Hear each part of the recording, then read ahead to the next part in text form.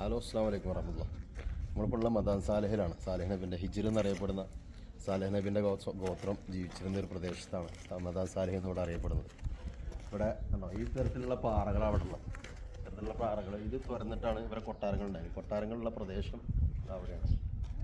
ആ ഏരിയ അവിടെ ദൂരെ കണ്ടില്ലേ, ആ ഏരിയയാണ് നമ്മളെ താമസിച്ചിരുന്ന ആ കോളനി ഉണ്ടായത്.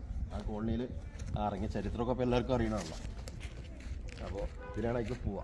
അപ്പോൾ ഇന്നിപ്പോൾ സൗദി ഗവൺമെൻറ്റിൻ്റെ എന്തോ പ്രശ്നം കൊണ്ട് ഇവിടെ തുറക്കാൻ പറ്റില്ല. ഇത് വഴിയാണ്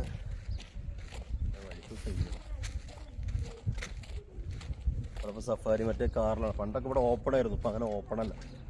ഇപ്പം എന്താ വെച്ചാൽ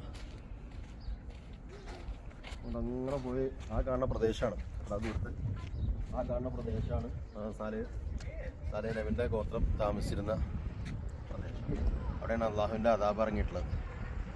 അള്ളാഹുവിൻ്റെ അദാബ് ഇറങ്ങിയ നാടുകളിലേക്ക് നിങ്ങൾ കരഞ്ഞുകൊണ്ടല്ലാതെ പ്രവേശിക്കരുത് എന്നുള്ള റസൂലിൻ്റെ ഹദീസ് ഉണ്ട്.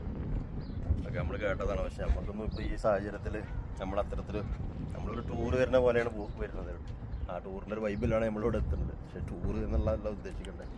അള്ളാഹുവിൻ്റെ അദാബ് ഇറങ്ങിയ നാടുകളെ നമ്മൾ കാണുമ്പോൾ ഇന്നും നമ്മുടെ കൺമുന്നിലത് അതുപോലെ ജീവിച്ചിരിക്കുമ്പോൾ നമ്മൾ അതേ തരത്തിലാണ് നമ്മൾ കാണുന്നത്. അള്ളാഹു ഇനിയും ഇതുപോലുള്ള അദാബുകൾ ഇറക്കാൻ സാധ്യത ഉണ്ട്. നമ്മളൊന്നും അതിൽ പെടാതിരിക്കട്ടെ. നമുക്ക് ഓരോരുത്തർക്കും ദുആ ചെയ്യാം.